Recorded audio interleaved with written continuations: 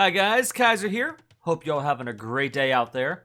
I just had a really fun game on the AoE2 ladder, and so I thought I'd go ahead and share it with y'all. So buckle in, it's gonna be a fun one.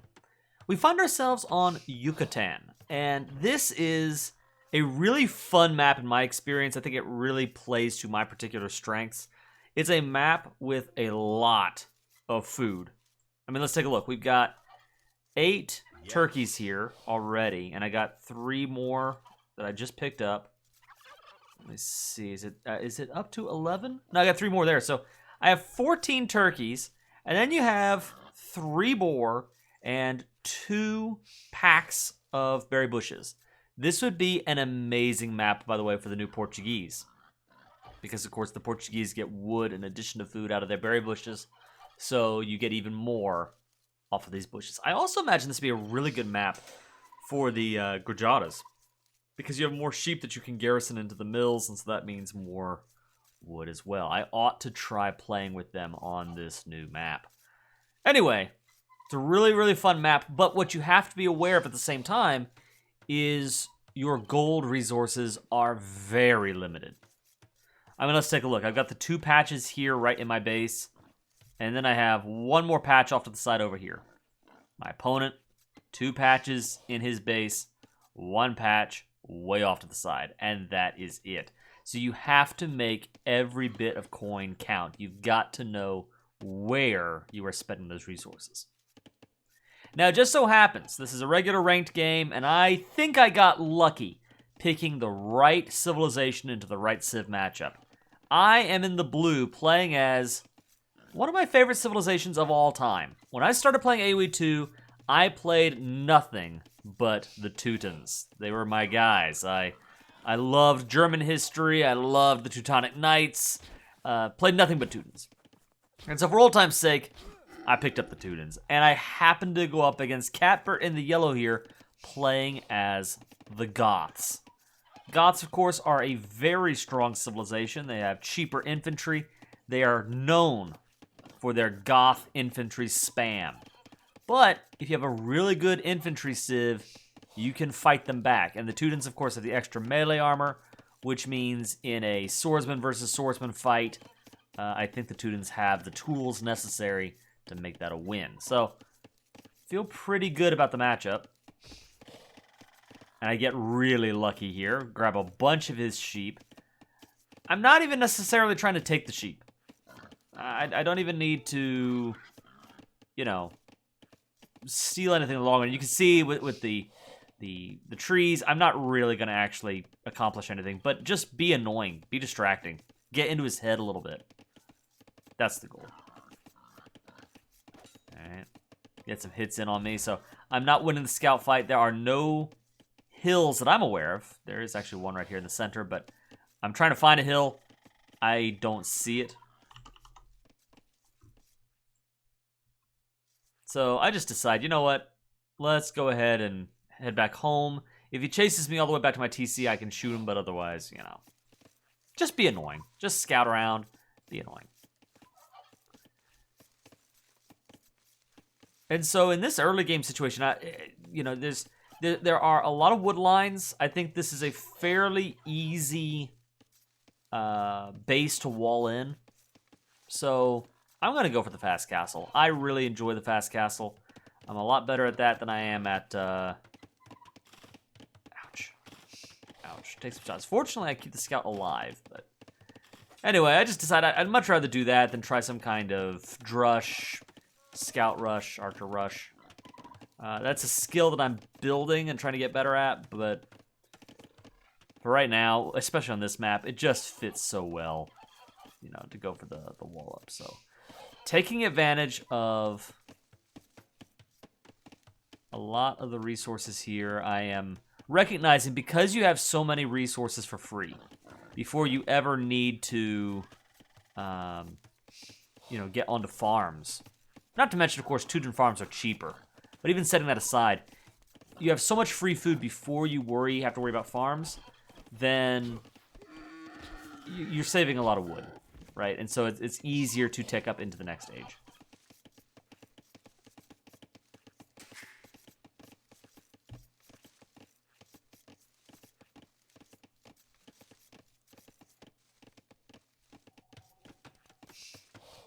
one that I'm really surprised by. Let's see, Catbird over here. It looks to me like Catbird has tried to knock out more of his deer before, or I say deer, what am I talking about? More of his turkeys before starting to get onto boar. And I think that's going to give me a little bit of an edge because ultimately it's the same amount of food regardless, right? But in the short term, you gather food from boar so much faster than you do from anything else that I think the extra food will give me the opportunity to take up into the feudal age faster than my opponent, even as he is one up over me in the food department.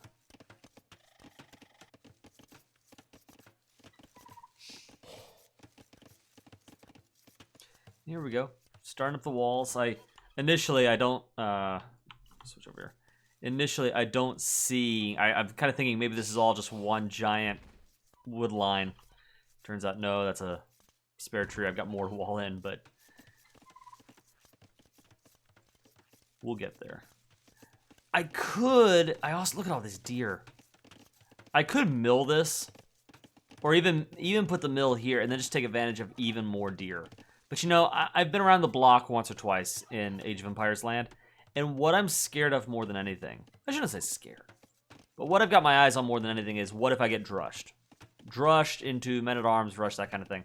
I don't want early pressure from Catbird. That's what I'm worried about. And so, rather than worry about the deer, I'm just going to go ahead and take advantage of the free resources in my base, and then at that point, I can rely on the cheaper Teuton farms. And that should be more than enough for my food needs. Now, what you may see from Catbird's point of view, he does not have anybody on gold yet. So, we have the benefit from the spectator point of view to realize we don't need to worry about any kind of drush, militia rush, men-at-arms push, archer rush. It's not happening. You should have Vils on gold by now if you're going to try a strategy like that. Theoretically, he could try something like a scout play. Scouts only cost food. But doesn't look like we're going to have to worry about that. And here we go. I fixed up the wall.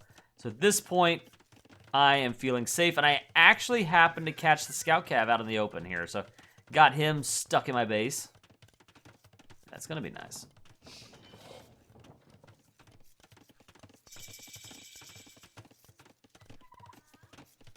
Now, I'm throwing up barracks up quickly, really more for a defensive point of view than anything.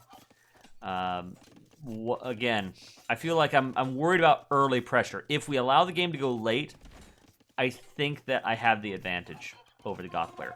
Which is funny to say because typically the Goths are the late game civilization.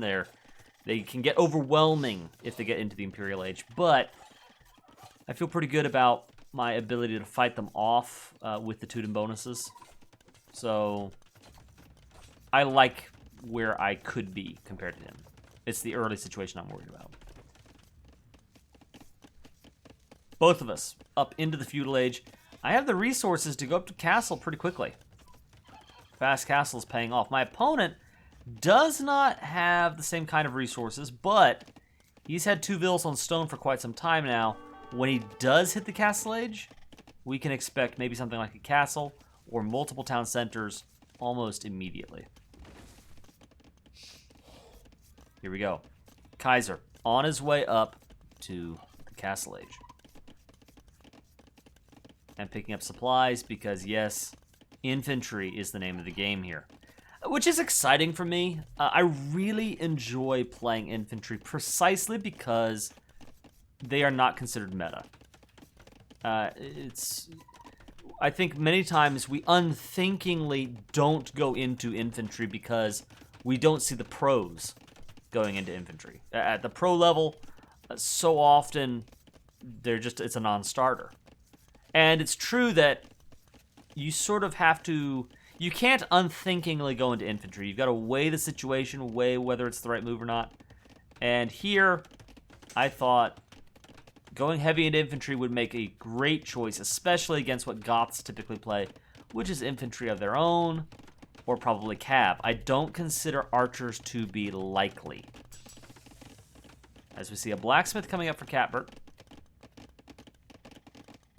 He is trying to, you know, get up those buildings. He needs one more building in order to go up to the next stage. There's a market. He does currently have a small eco lead, but a big part of that is because I am about to hit the castle age. He has not started yet.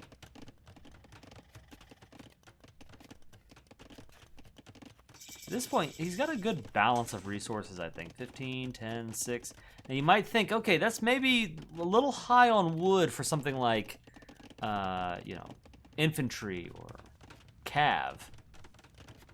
That amount of wood, you're thinking, well, that might be an archer play. I've hit the castle age, and immediately, maybe this is greed, but it's also a little bit of scouting. Am I realizing that he doesn't have a lot in the way of army right now? I know I've hit the castle age first, so if you hit the castle age significantly earlier than your opponent, there's this opportunity to get up to a very strong economy, and that's what I decided to do. I've got the stone, I have the wood. Let's throw down and go heavy into the economy. Again, relying heavily on the cheaper, significantly cheaper, I believe it's 40% cheaper if I'm not mistaken, Teuton farms.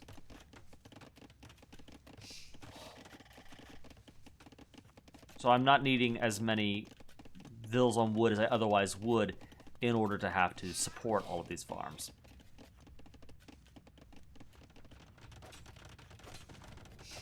And sure enough, Catbert going up to the castle age and starting to get out archers.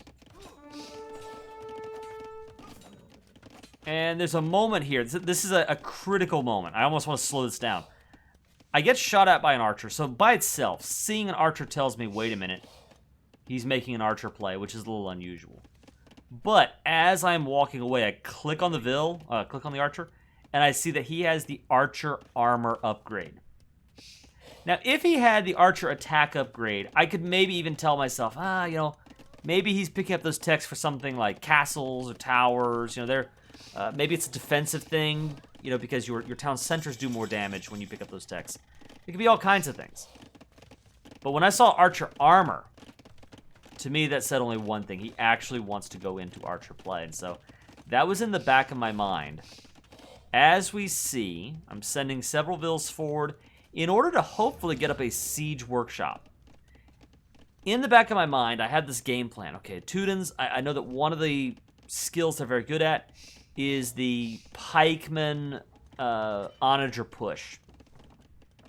So maybe if I get up a lot of siege and I back him up with swordsmen, I can overwhelm my opponent and win the game that way.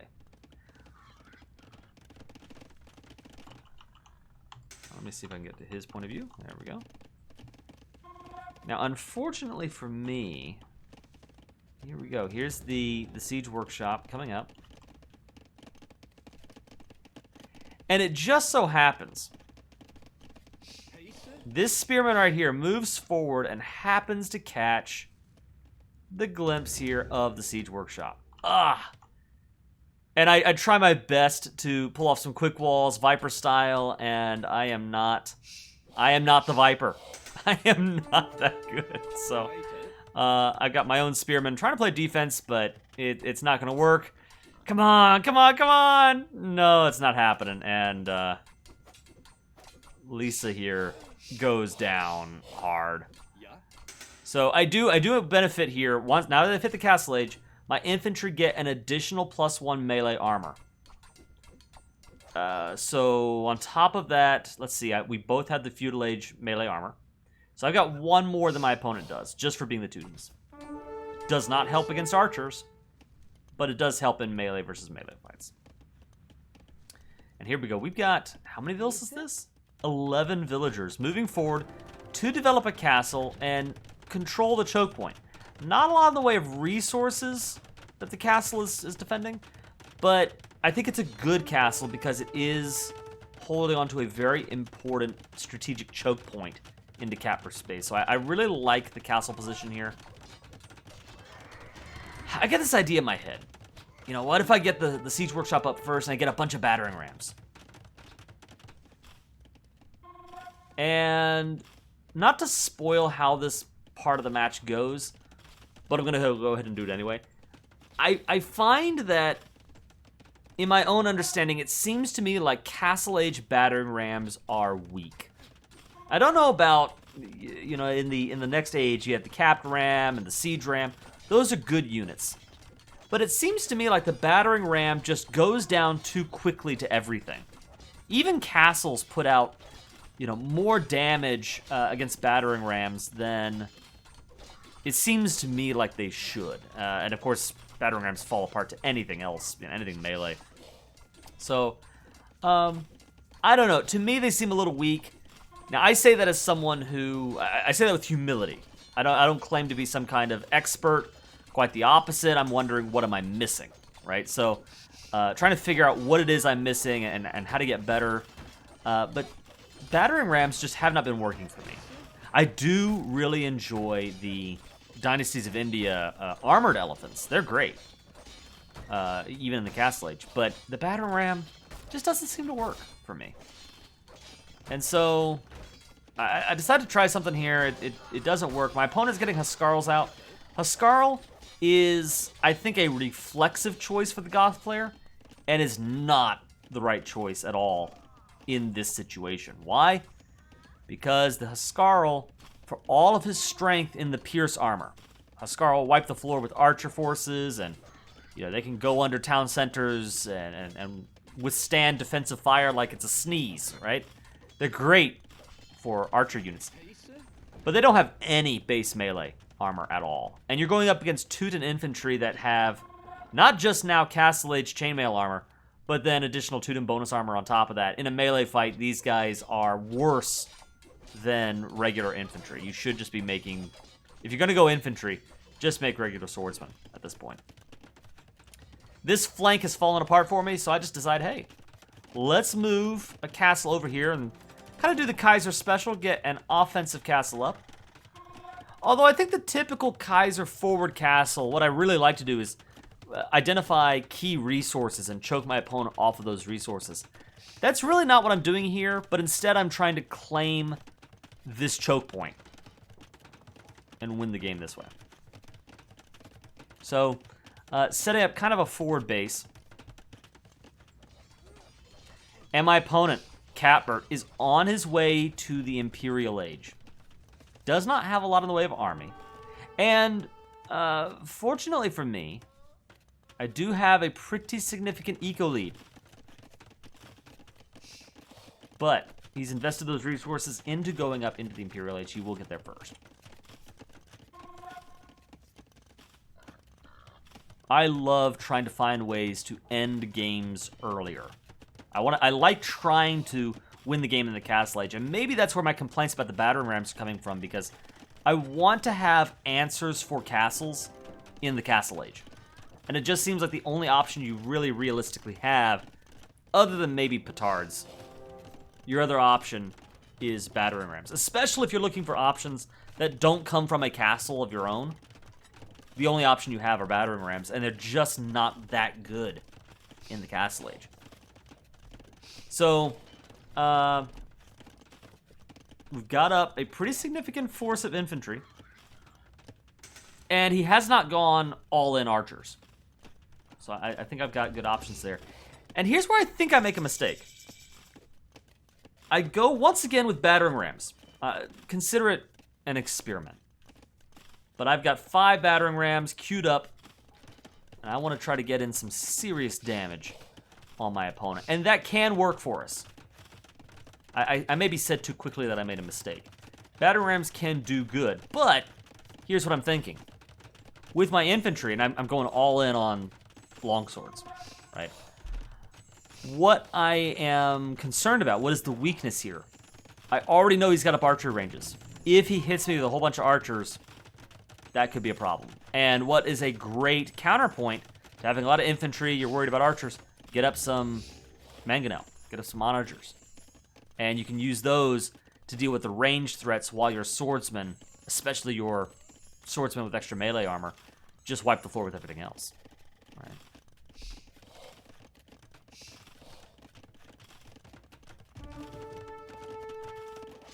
Ooh, here's a moment. I forgot to move over here earlier. He sends in that group of infantry he had earlier to try to get in some raids, and good for him, he gets a couple of kills, but he loses all of these units. And I make sure to go back, plug the hole here, so he's not getting out. They all go down. I hit the Imperial Age. Feeling pretty good on that front. Then this happens. I see the Trebs. Oh my goodness. It's a conversion off.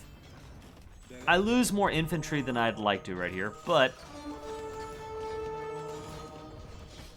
Oh, look at that. No, he stays alive. Unbelievable. Wow, well, that was just a waste. Okay. Anyway. The Trebs do their thing. That's the bad news. The Trebs get the kill on the castle. The good news, he doesn't really have army to push this back, except for a couple of Huscarl, which aren't going to do a lot against 26 Longswordsmen. And 26 Longswordsmen that are getting in the Two-Handed Swordsman upgrade, the Arson upgrade, and the Plate Mail Armor upgrade shortly.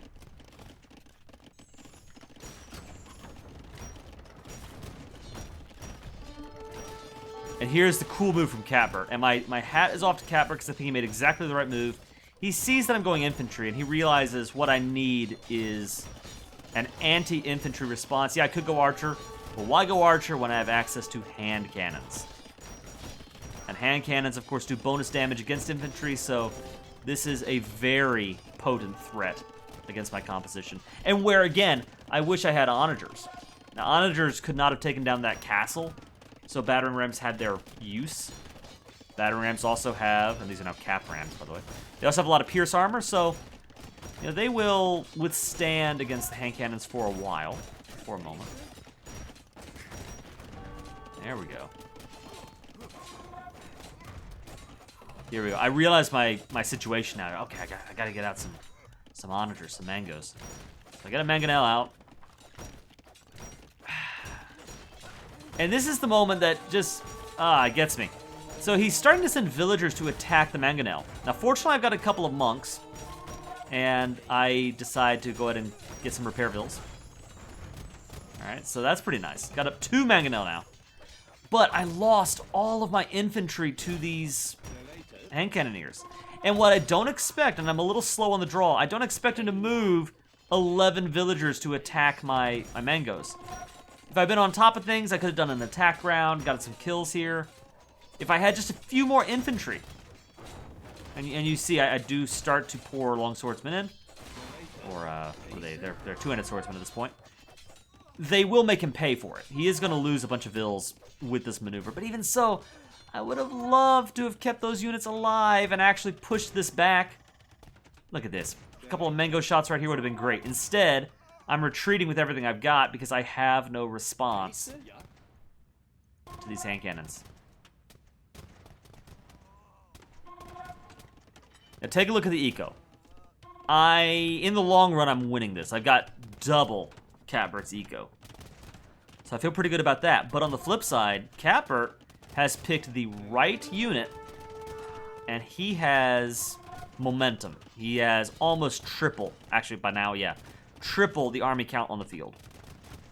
And I've got bad cues for my barracks. I'm just sending units in to die. So that's kind of dumb. Trying to research Onager here at the workshop. And here he is with yet another castle. I don't know that I've ever played against a Goth player who loves castles so much. Alright, that's hyperbole. Goth players love their Huscarl. And even though they get anarchy in the castle, I think they like the castles. So, even so, Catbert picking up another castle to replace the one he lost. And that workshop was about 80, 85, 90% done with Onager, and he knocks it down first. This is scary. He has 28. There it is. That's 30 hand cannons on the field, 3 more on the way. So, not a lot of gold in the bank, but man, he's putting it all into this very, very powerful unit. If there's any good news for me, it's that the Goths don't get any particular bonus for hand cannons. But we actually see him getting some, what is this? Men-at-Arms, right? Yeah, Men-at-Arms on the field. Right now, they're just feudal age, but you gotta worry about the Goths and their infantry. He could be trying some kind of tech switch. A third castle coming online. And this is where I'm starting to realize, I see the castle, and I'm telling myself, wait a minute, I am worried about his momentum. And I've got to do something now. What I want, if I were in a position of strength, I'd back up, get up Mangonel, and use Mangoes as the response. Onager, Siege Onager, as a response to these hand cannons. But that's not happening. And I can't let him get military momentum and win the game like this. So I quickly get down a castle in my own base, and behind the lines, I throw down 5 archery ranges in order to get up masses of skirmisher. You can see in the background, I'm trying to get up my blacksmith techs for these skirmishers so that they can start whittling away at this hand cannon horde. Alongside them, I of course have, as my gold unit now, the champion. So I'm still going infantry. They are the perfect response to what I think is the Goth player's natural inclination to switch over to infantry of their own. So I still want to have that response, and they're also pretty good as a, building destroyer. If we get into his base, I can use them to wipe out siege units, I can wipe out buildings, I can use them as a good all-around unit as long as they're supported by the skirms. Here we go. He's besieging my castle. I get revenge here. Champions are up. Send them against the trebs. 1 treb goes down. Meanwhile, this is the key part. The skirmishers are starting to whittle away at the hand cannons. He had 30, he's down to 23 right now. Meanwhile, he goes in with a Scarl, which makes a lot of sense, of course. A Scarl, a lot of pierce armor. Skirms aren't going to do anything to them, but the champions will. So as long as I make sure that my infantry engages his Huskarl and my skirmishers engage his hand cannoneers, I'm golden.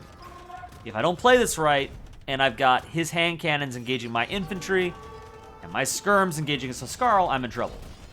So it's a dance. I'm peeling off a couple of infantry to get onto the trebs, and knock them out. The beautiful thing about playing infantry is your units, man-to-man, are more disposable. That's maybe the dark way of putting it, but there's not as much, there aren't as many resources and not as much power in a single unit as it is when you play knights or, cavalier, paladin, whatever. When you're playing cavalry, one conversion or one unit getting lost means a lot more than when you play infantry. It's easier to replace losses when you play infantry.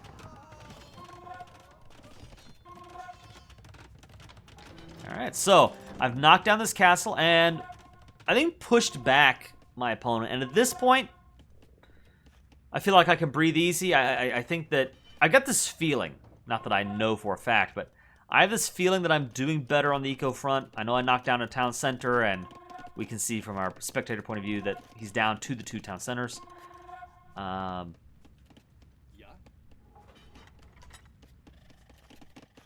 still have 3 TCs, and that's showing up in the vill counts. I have a 20 vill advantage. Now, that was a 30 vill advantage, so he's actually catching up.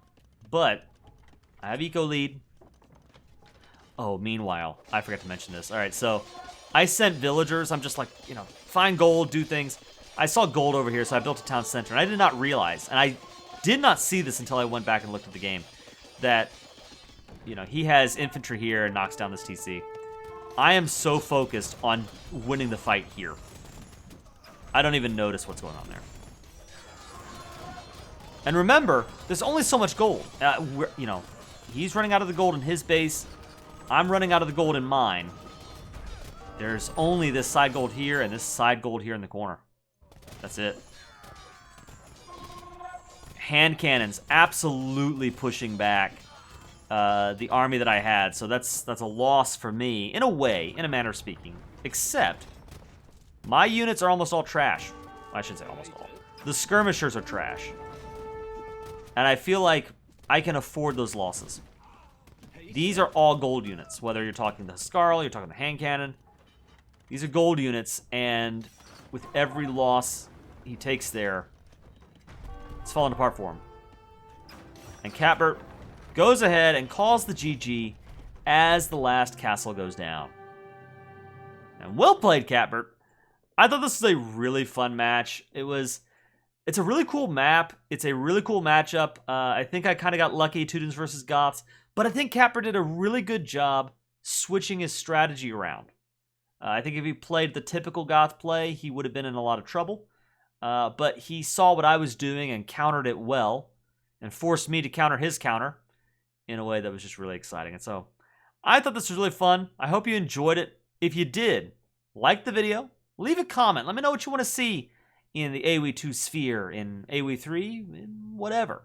Let me know. For now, guys, this is the Iron Kaiser, signing off.